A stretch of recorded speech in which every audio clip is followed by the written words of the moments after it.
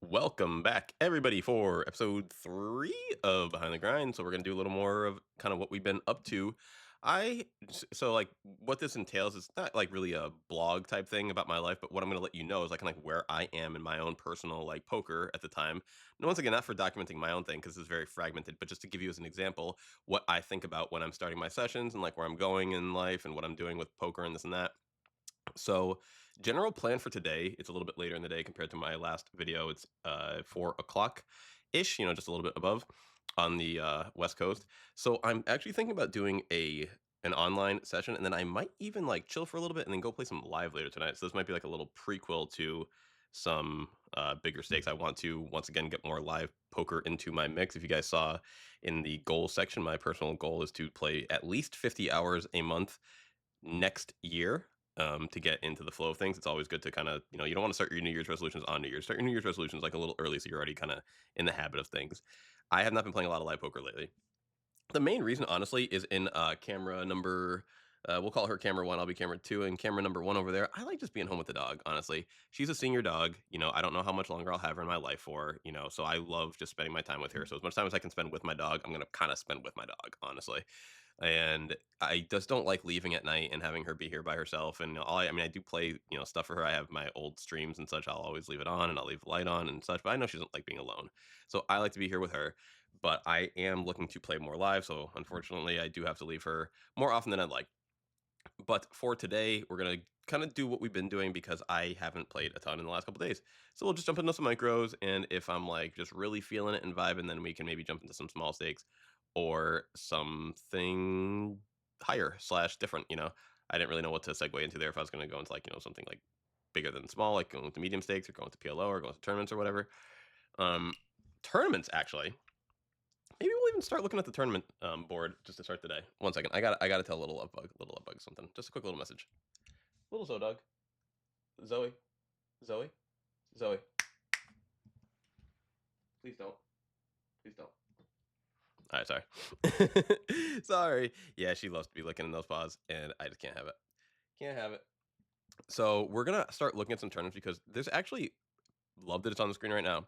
There's actually a lot of six max tournaments that this site has, and I love six max tournaments. I'm not much of a tournament player, but I feel like I've always done decent in the six max tournament, that I've tried. So I'm going to try some, maybe some six max tournaments here and there. And playing tournaments in general is a nice way to be, kind of stuck at the tables basically. So it's like I'm playing tournaments, I might as well be playing cash games too. So maybe I'll start trying to implement more of these, even though I have no idea what I'm doing. All right, so a lot of these are late reg, unfortunately, and I'm not going to play any of the late regs. I'm also not going to play any PLO tournaments. If I play PLO, it will only be cash games. So just to quickly see like what's going on that I could reg for at like a reasonable time. So we're getting close to 5, which is when I believe the every day they have the 33 stack. Yeah, so at 5, because yeah, it used to be 6 my time, then they moved it to 5.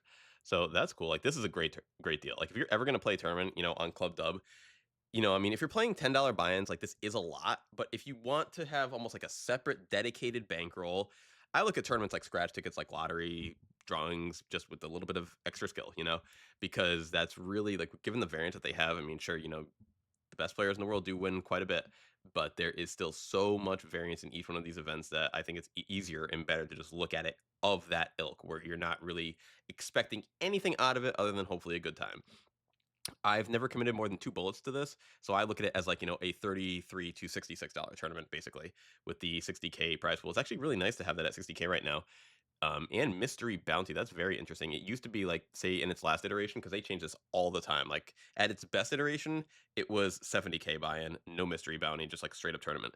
And its weakest, which is actually its previous incarnation, was 40K guarantee. I don't think it was mystery. Maybe it was. I wasn't paying super close attention, but still the 33 buy-in. So 40K to 60K is a huge difference. 60K to 70K, not as big. Still, it's unfortunate that we're not at the peak, but it has been at 50K for a while as well, the guarantee. So it fluctuates, and 60K is good. We'll take it at that.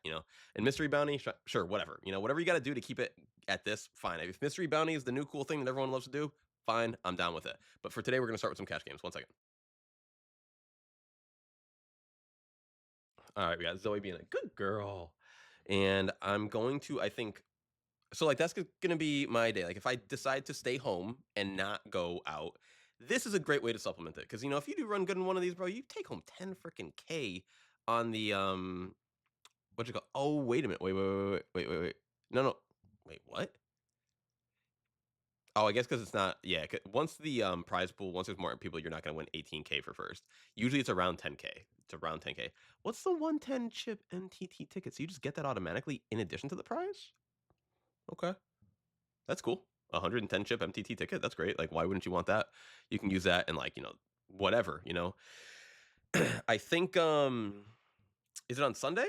Is it on Sunday that they do the 110 200K guarantee? I want to say. Let's just check. Yeah, exactly. Exactly. So you could use that on a Sunday.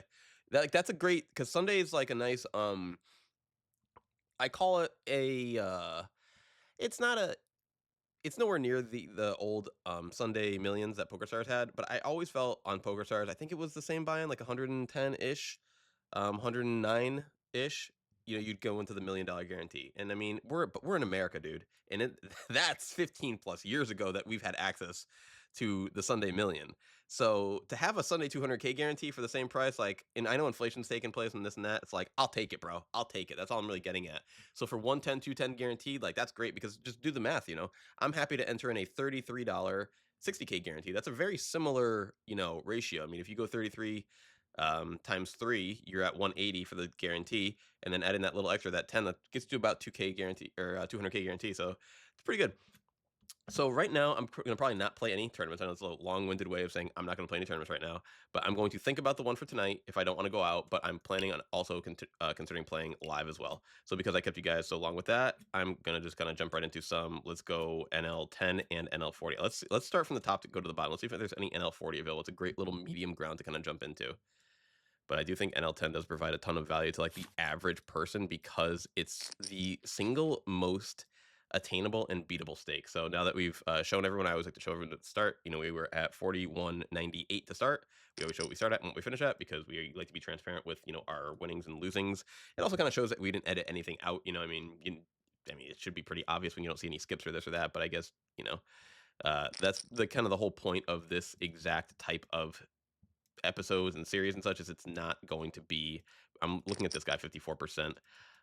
It's not going to be anything clipped. It's kind of like a stream show, where you're going to get every single hand. You're going to get all the little details, but it's from my perspective, and you get to have all the behind the info thoughts. Whereas, on the stream, of course, everyone's going to be keeping it close to the vest.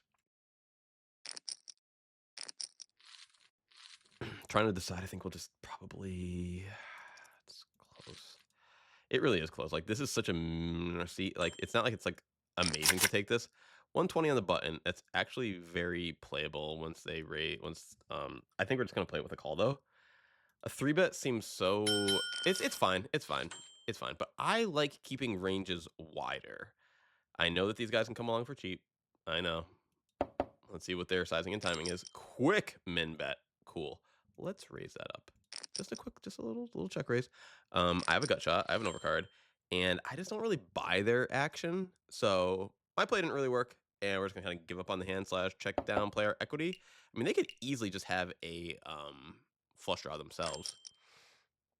Let's see. Is there any value in drawing getting 6-1 single overcard? Probably good. Gutter almost guaranteed good. 10 might even be good, honestly. No, it's fine. It's fine. We tried a single move, it didn't work, and we're going to give it up. A 78% is set down. Cool. Yep, we'll take it. We'll take that. We're fine with that. All right. So did the 50 something get up and a 78 sit down? Is that what happened? I didn't quite see because I was too focused on this hand, but I'm fairly certain that's what happened there because we were targeting somebody who was not as bad, but a 78 we will sit down all day for. All right, so we will fold there automatically, and we're going to check out this NL40 table as well. Yeah, basically their sizing was really small, their timing was really fast, and it just said, I'm weak, you can bluff me, and so I tried to bluff them. It was my first hand at the table, so like maybe not the smartest move, Like that always does garner less respect, but I don't really mind kind of coming out the gate swinging,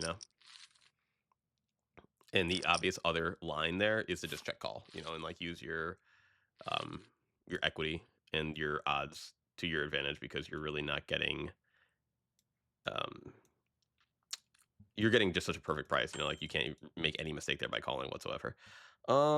This feels like a raise because we have we have a strong ace. We've been like not strong, but stronger than average. I mean, ace eight's like the average, so technically stronger than average. But like everyone checked to us, we were in position. I feel like it's a solid spot to raise. Getting shoved on here that we cannot call. We're so dominated, and they just have like here's like the two variables that we'd have to change here: hand strength, minimum ace queen, minimum, or ace jack suited, maybe ace jack suited, maybe, or they'd have to have less money. You know, like maybe give them a I don't know, $8 stack, and then we have to call because then like we're actually getting decent odds against Ace King and other cans in their range. Like Ace King, we're not doing good against, but Ace King, and then if they have eights, nines, seven, or not nines, nines is bad for us, but like sevens, eights, sixes, and below, or if they might have like a random, you know, King Queen or hands that were ahead of like that, then you know we're okay with that. We're okay with that for, you know, an $8 to maybe $10. Maybe you can stretch it up. I could see, but yeah, for 16, I don't think it's anywhere near feasible to call. Let's just see if we can round this out with NL40 tables, given that we already have 3 of them. But if not, we always go lower at the start, and then we will jump up to, I think this is a fine spot to open, and then we will jump up after we have gotten some reps in. After we have gotten punched in the face, as I like to say. You gotta get a little. It's like whenever I would play paintball in real life, it's not that I would get like nervous, but like after your first game, and especially after you get shot the first time, like all the nerves go away. It's like, all right, now I'm ready to go. Now I'm ready to go. Actually, you know what I want to show you guys? I've been thinking about this. This is a cool thing that we haven't really done because we haven't had the player pool really available to do it for the longest time. But I want to show you guys a long lost art. An art that can garner you some incredible tables, some insanely loose opponents, and honestly, just some of like the most profitable situations that you wouldn't otherwise be privy to. And it's going to be starting tables. I know this is something that I've never really talked about kind of ever, but this is in fact one of two things. It's how you get. Oh man, I think we just have to call here for pure equity, bro. We're getting like 6-1. No, is it 7-1? I'm bad at math. We're getting about 6-1, and like just straight raw equity, bro. Like A, they could both be on draws, and we could have the best hand already, or B, we could just straight up improve.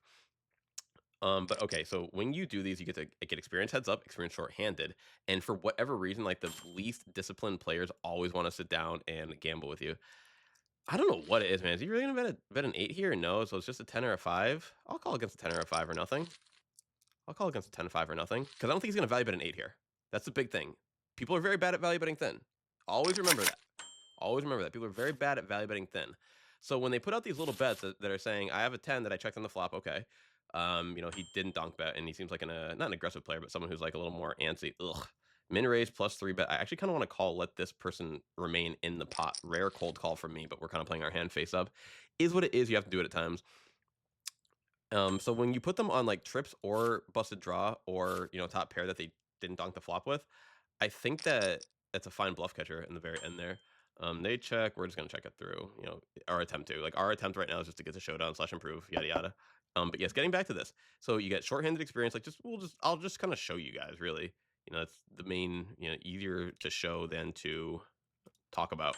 But you just get some wild people. You get some wild people. This is a weird spot, bro. I have no idea. This does not feel weak. This is a small bet, but it just does not feel weak. I can't call here. I don't think calling's right. With 2 players behind, second pair. No, I can't. I can't. Against the player who's still in my mind uncapped. I'd like to see, though. I'd like to see. I was wrong. I was so wrong. I was wrong. All right, so let's evaluate that real quickly. All it really says is that this guy is way more aggressive than I gave him credit for. Like, I did not put the suited ace in his range, nor did I put the second pair in his betting range, because basically just what we were exactly talking about, you know? And the previous hand, the same reason why I did not put that guy on an 8, I thought that his range was kind of like more polarized. I did not put that guy on a turned 4. I did not, and, like, it felt kinda like he was betting it for value. Like, it felt like a like, I'm that's, like, why and this is a concept that we have talked about in the, Discord before. Sometimes fish are just, like, so confident in their hands that they overplay them, and when they overplay them, they will make me fold, like, a medium strength hand because in that exact situation, you just don't know if someone checked back a queen on the flop, if this person checked back or checked up front with aces or kings, you have really no idea what they did. So now that we have the information, that's why the reveal feature is so unbelievably powerful. Like, and here's the thing that is so stupid to me about the reveal feature is it doesn't tell the person that you revealed the hand. So like, I get the information and they don't know I get the information. Like, that's crazy. That is crazy, crazy. I'm kind of considering here. Can we call 5 big blinds cold out of position just to play a pot against the 79 VPIP, even though we're up against a tighter and better range? It's like, ugh. I think we can. I really do think we can. Like, this person is so bad. All right, what do we get met with? A 37-25. Weird for them to sit directly in position to me, but sure, whatever. Usually players who are like, keen to like heads up or this or that, like have a little bit of, I don't want to say honor, but like they're more like, uh, I don't know, dude. I don't know. I literally don't know, so I'm just gonna go all in. That is not a bad idea in life. When you don't know, just go all in.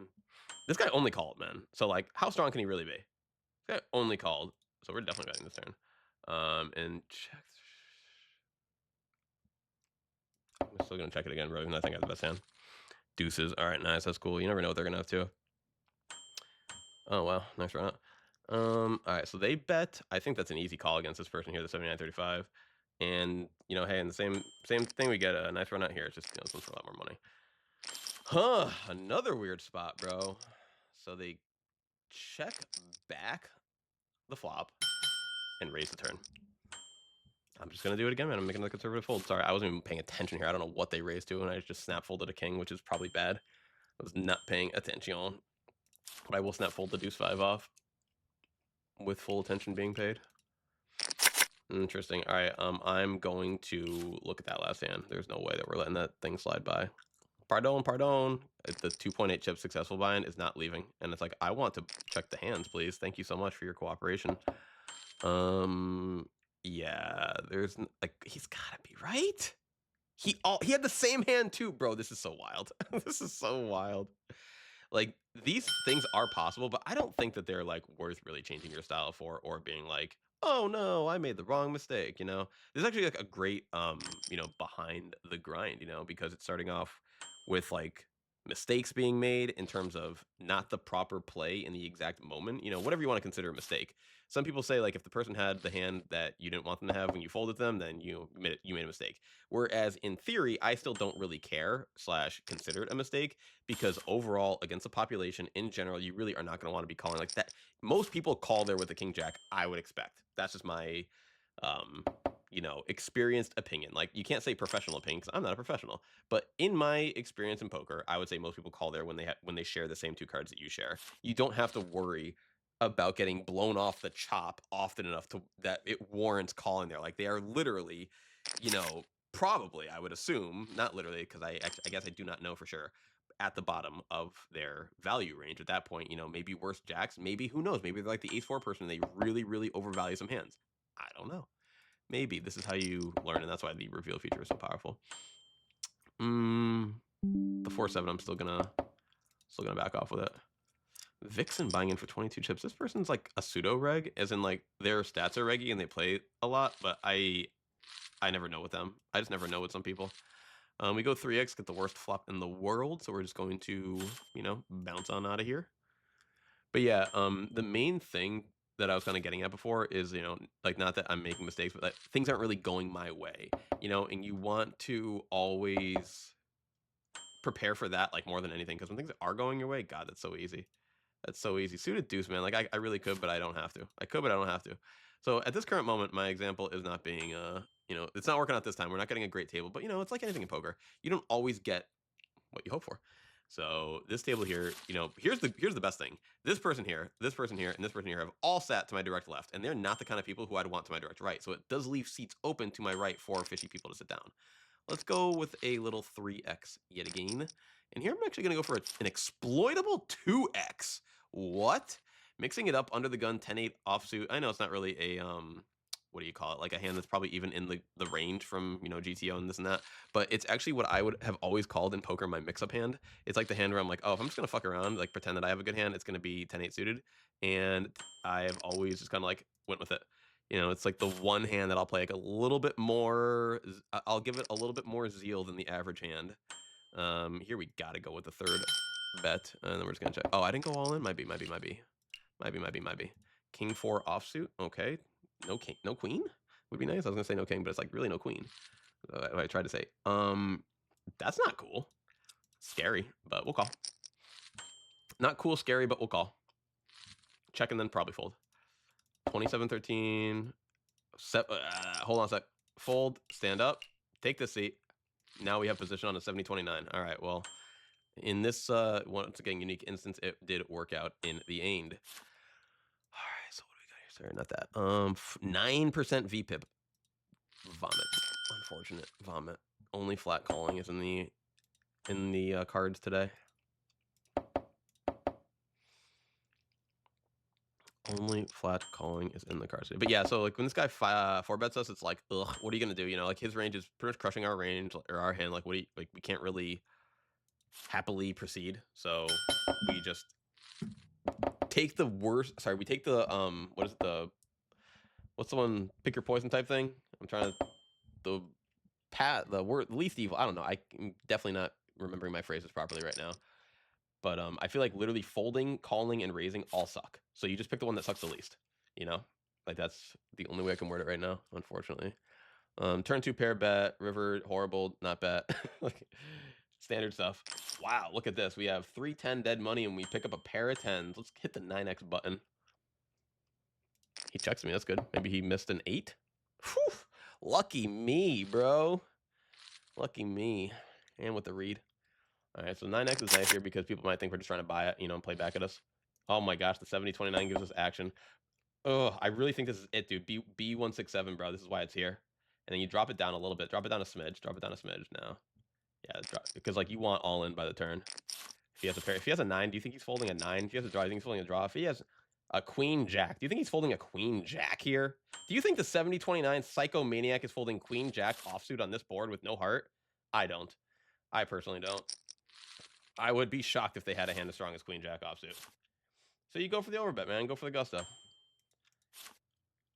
And I'm like, I don't know how else to word it. I mean, this is like when I feel like when I'm talking to my cousin, because he never believes me. And it's like, I don't know if you guys believe me or not when I tell you outlandish things, but you got to believe that people call there a lot with draws and with 7s, like 7x, like not even the 9, just 7x they'll call you with there. So if you really want to crush somebody, you do it before the scare card hits the turn. It's like, well, why not just bet over on the turn? It's like, because look at all the cards that can hit the turn. 10, jack, queen, king, ace, flush, you know, 8, 6. All the connecting cards are scary. So just, I don't know how to word it. Like, that's why, like, the only phrase I know is go for the gusto. Like, you got to go for the jugular right then and there. Like, you got to take max value on that one street. Every poker hand has its street where you're taking max value. Sometimes it's pre-flop, sometimes it's on the flop, sometimes it's the turn, sometimes it's the river. It really is. Like, that's just how it works. Like, sometimes you're going to be up against a fish who can't fold pre-flop, okay? And you literally 20x their raise and they don't fold. You know, or you all in and they don't fold. And, like, that's max value. Sometimes they just think you're bluffing on the river every time. And then when the draw is missing, you have like a slow played hand, you overbet for max value. Call here, raise here. Hand's a little too strong. So yeah, I'm just deciding my number. I actually think check is fine here. Under rep rather than over rep. This is a 2-street hand, not a 3-street hand, so we don't need to bet the flop. There's only one scare card that can hit, which is the ace effectively. Here we're gonna call because we're up against the PM. And you know, they could have anything. Here we're going to, I would love a bet, man. I would love a bet. I mean, like, they hit this board more than I do, but if they happen to have big cards and not, you know, connecting, we can just get them off the hand right now. Yeah. I think this one was going to give to you, maybe. I don't know. Just take it. I want to think about this hand right here where I turned a bottom straight with the back door nut flush. I think we got to go for value, right? Yeah, I don't want to think in here. I said, I think we got to go for value. Like a dummy. Check again since we got bet into, and now we are, they snap check, bro, on the river. I don't know if I can get more value here. I really don't. So I'm going to top up and check back, especially with the 7 hitting. Like, that kills all my bottom 2 pairs and such. Kills all my bottom 2 pairs.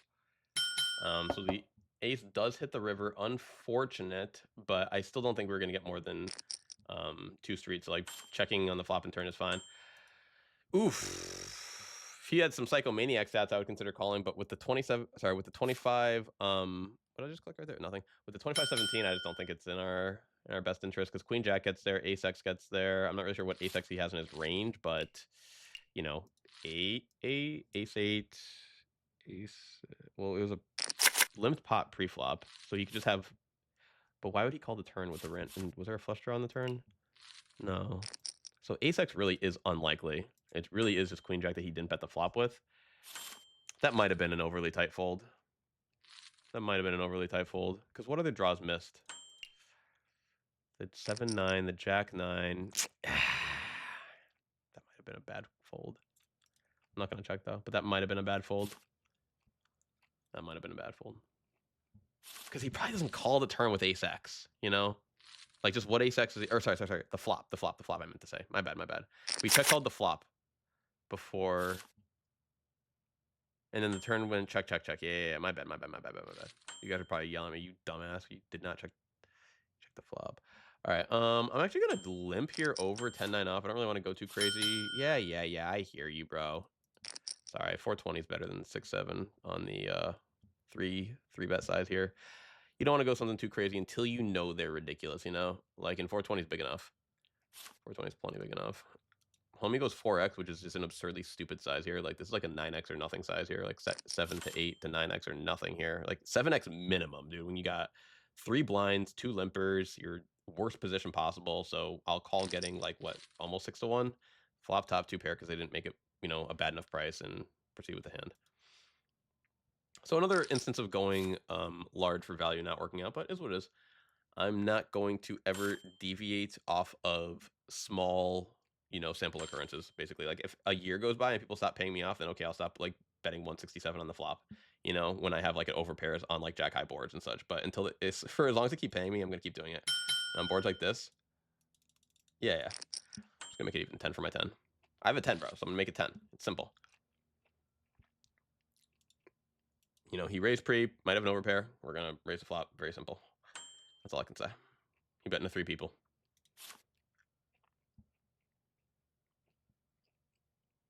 This guy might have a draw, so who knows about him. If he calls, we obviously just jam the turn.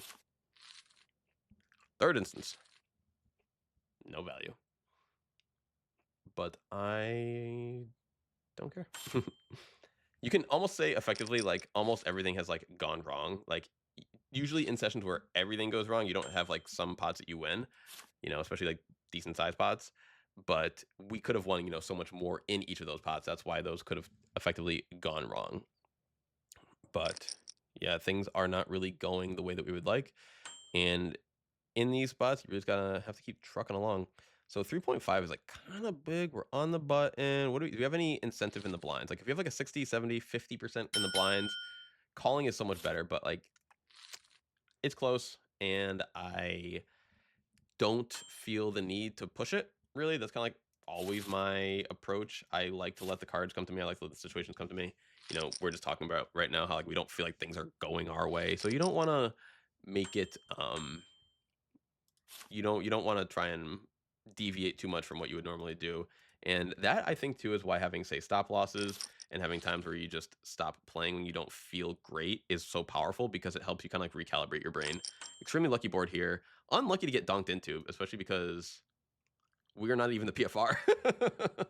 So we got to like overshow our hand already. Like now the PFR still uncapped is like, he's like, all right, well, you guys told me what the hell you have. He's got a queen, he's got a draw, and now he gets to raise. That's funny. That's funny. So we're just gonna both. I mean, our equity is just so unbelievably high. There is literally no other play in the world other than a call. I mean, I guess we could consider raising all in some ridiculousness. No, but I'm not about that. I'm not about that. I'm gonna tank. I'm gonna really tank it out. Make it seem like I really want to bet. I really like just so I can try and get a free card going to the river. Race to rock bottom. What do you got for us, man? We both call, and that's a pretty bad turn card. You bet it. Well, there's no way we could try and get this guy to fold, so we're really just trying to play our raw equity at this point. So we're getting 4-1, and we have a pretty We have such a weird hand man because like none of this is to the nuts. None of this is to the nuts. Such a weird hand, bro. I'm actually gonna fold, dude. I'm actually gonna fold. It's a very bizarre hand. Like, we're not drawing to the nut flush. We're not drawing to the nut straight. We're not drawing to, like, if we hit an 8 or a 9, like, that's not necessarily guaranteed.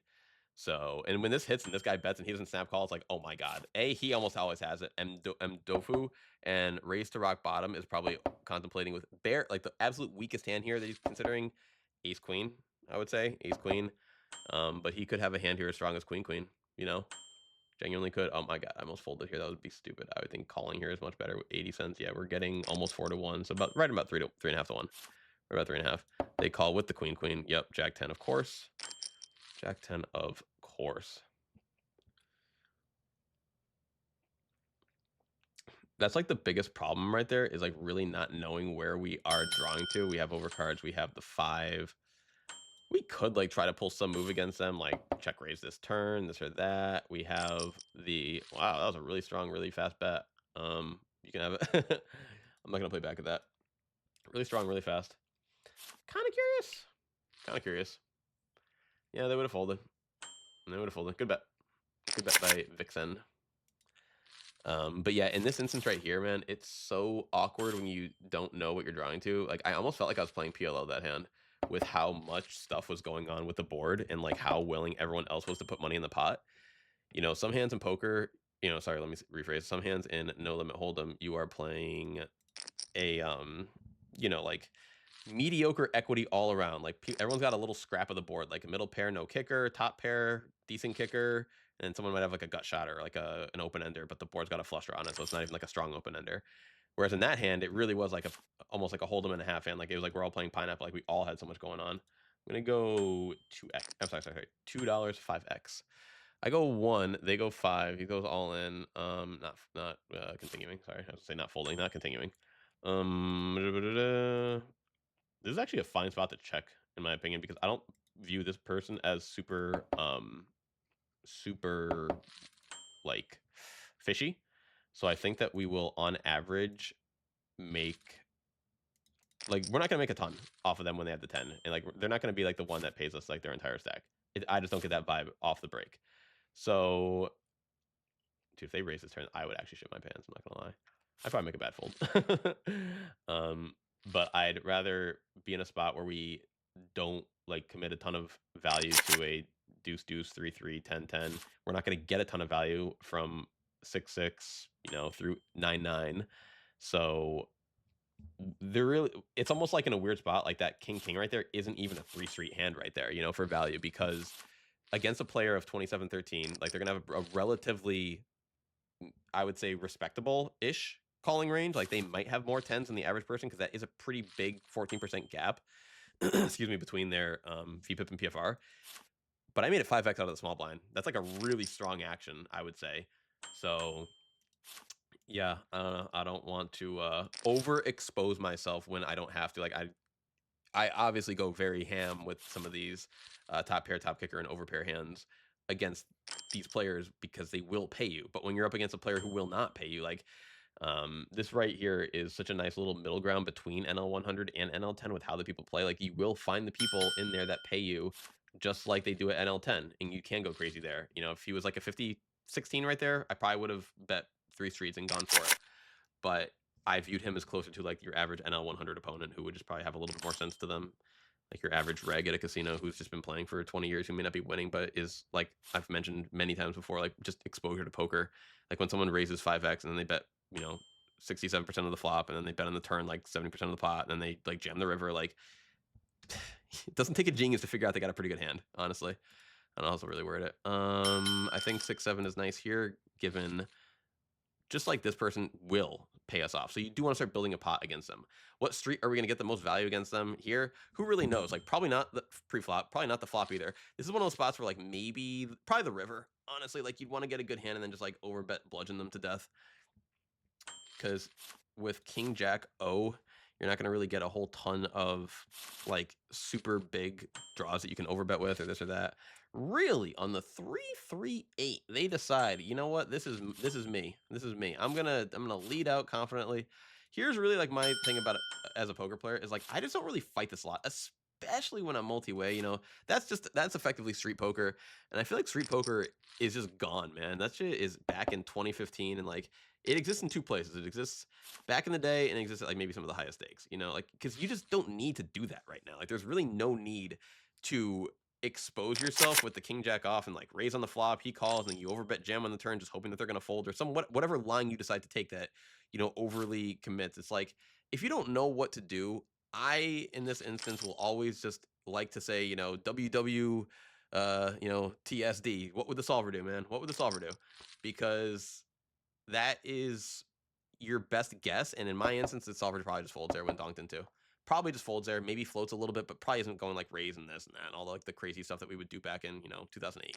So I like to just play straight up. Maybe use the reveal feature, maybe not. Like I didn't really care enough in that instance. So yeah, I'm just like the big thing about it too is like one thing that I really felt back in the day that I don't really feel at all anymore is just if losing a small pot or whatever, like I don't care. I just don't care at all. And like I know it's also because I'm used to stakes that are larger than this, so playing with these numbers, it is easier to just absorb a loss. Like $5, cool. $10, cool. $20, don't care.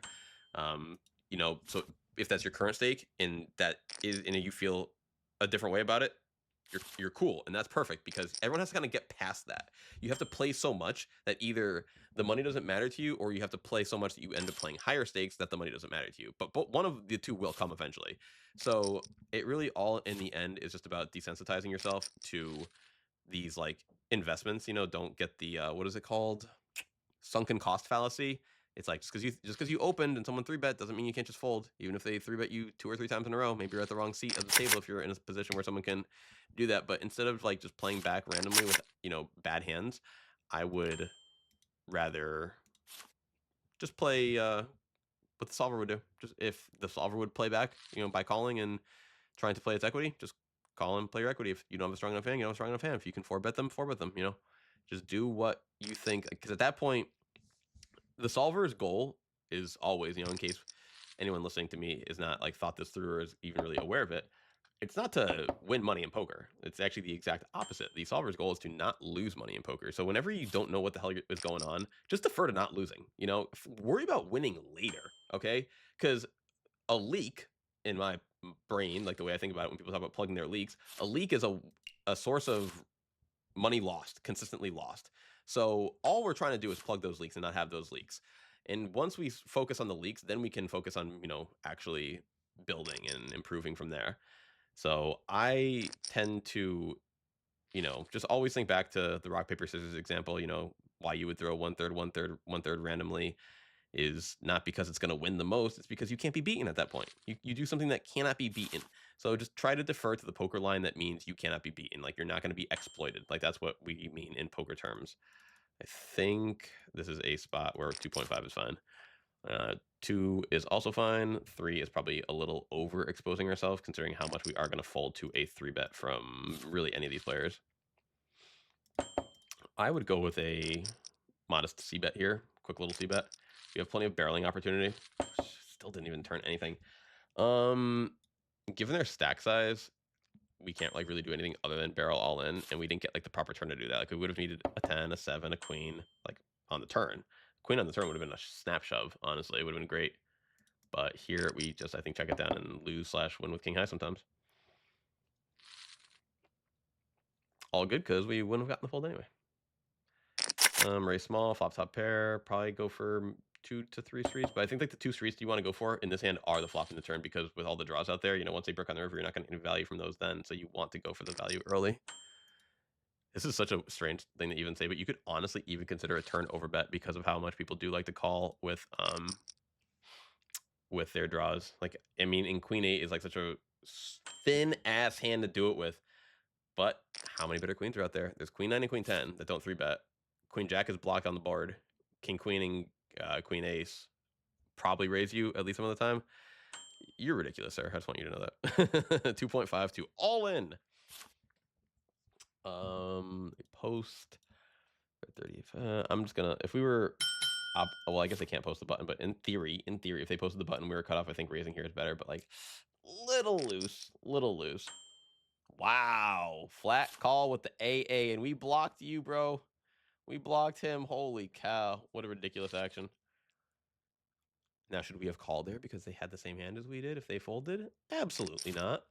We've just actually been given a streak of some incredibly peculiar, runouts and instances and trees and this and that. I would say. Let me actually use this real quick. I just like to use this program to move the Zoey cam because she's out of frame. And what's the point of having the Zoey cam if she's not gonna be in frame? Always a good girl. Yeah, my cameras are on a gimbal, so I can always move them with the click of that. Which is why I got them. Link 360 makes great cameras, great HD cameras, HD webcams. All right, let's go. Let me actually see real quick. So we've been playing for about 40 minutes, which is kind of wild. It feels like I just sat down. Honestly, I don't know if you guys feel anywhere near similar. Let me know if you have reverse feelings or similar feelings.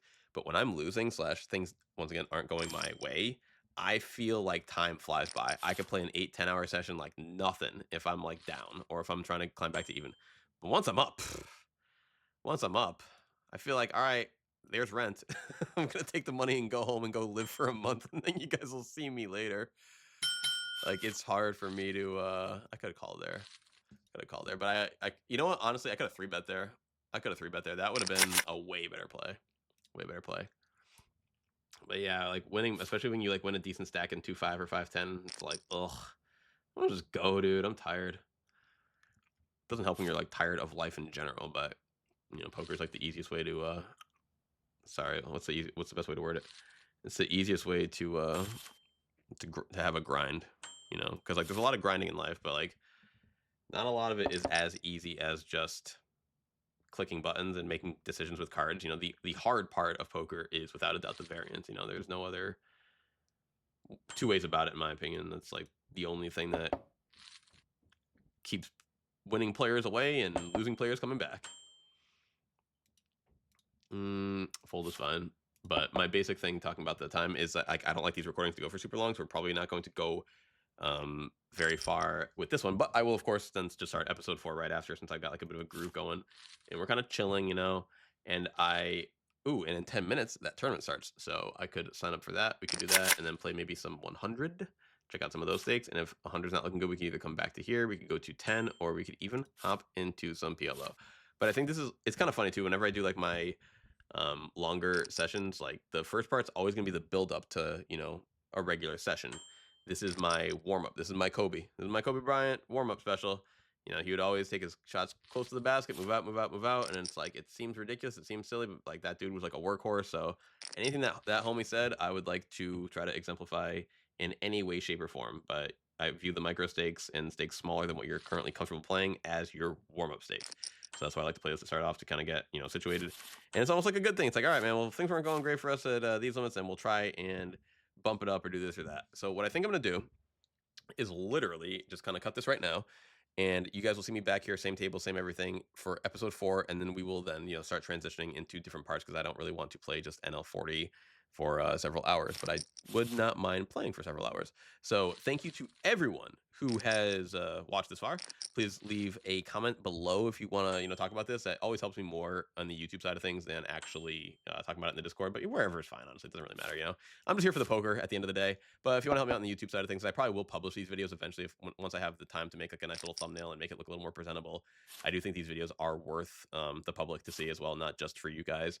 But yeah, I will be back in just a moment. So thank you, love you, and we'll see you on the next one.